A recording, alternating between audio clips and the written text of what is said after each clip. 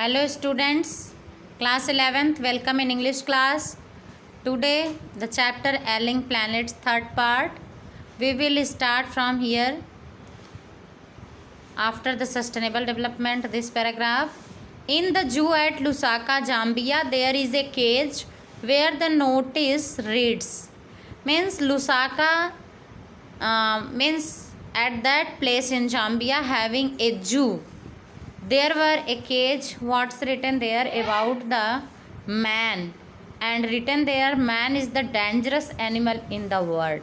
Okay, so everything's whatever going to be held and happen day by day, as the pollution, as the natural disaster came day by day. That's reason only we human beings, because much more pollution creating by the human beings, so the man and human beings responsible for that, and man become the dangerous animal, means most harmful animal than all.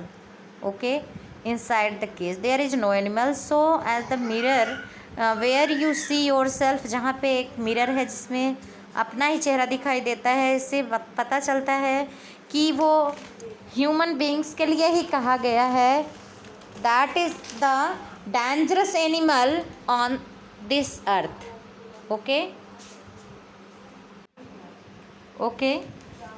After that, thanks to the effort of the number agencies in different countries, awareness, बहुत सारी agency हैं जो awareness फैला रही हैं कि जिससे हमारे यहाँ जो पोल्यूशन क्रिएटिंग एजेंसीज़ हैं, इंडस्ट्रीज़ हैं, उसके लिए रूल्स रेगुलेशन बनाए जा रहे हैं. Okay, now scientist have catalogues about 1.4 million living species which Mankind share the earth. यहाँ पर इतनी 1.4 मिलियंस की स्पेसीज़ हैं जो कि पूरे अर्थ पर हैं. Estimate very widely as regard the still uncatalogued living species. Biologists reckon that about 3 to 100 million other living species still languish unnamed in ignominious darkness. बहुत सी ऐसी लगभग 3 to 100 मिलियन लिविंग स्पेसीज़ हैं जिनका नामकरण भी नहीं हुआ है, जो अभी एकदम डार्कनेस में हैं, जिसको कोई नहीं जानता. इग्नोनिमस है वो.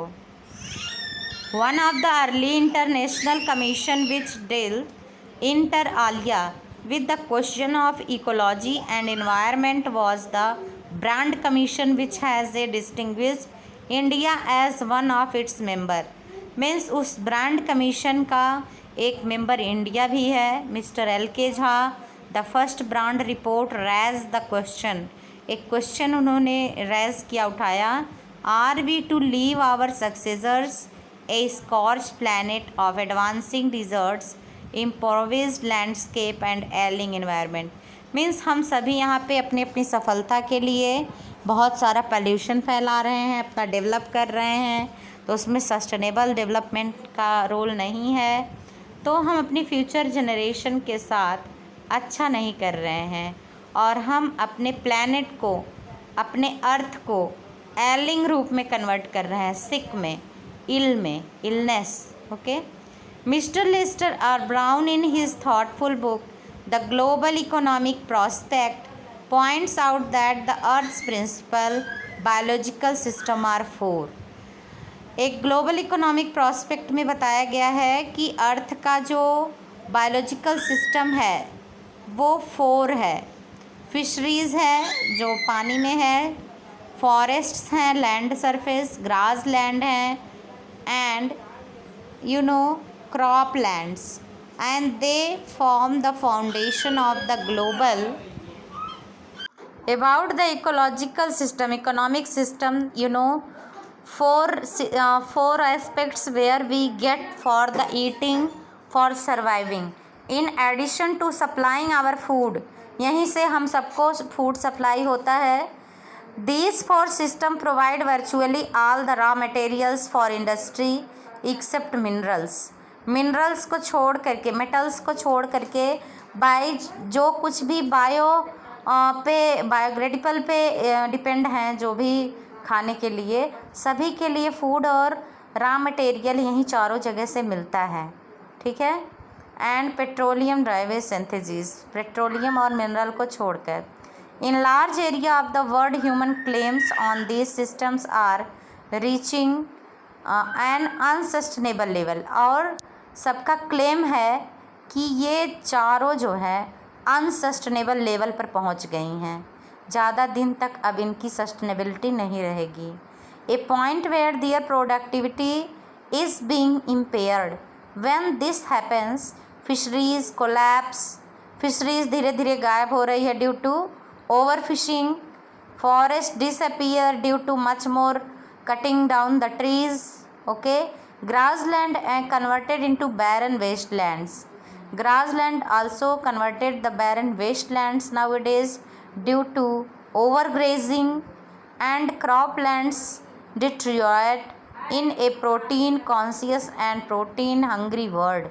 Means everywhere the hungerness of protein means आजकल जो है बहुत अच्छे न्यूट्रिशंस नहीं मिल रहे हैं। Over fishing is common every day, आजकल एक कॉमन सी बात हो गई है कि बहुत ज़्यादा फिशिंग हो रही है। In poor countries local forest are being decimated in order to procure firewood for cooking in some places.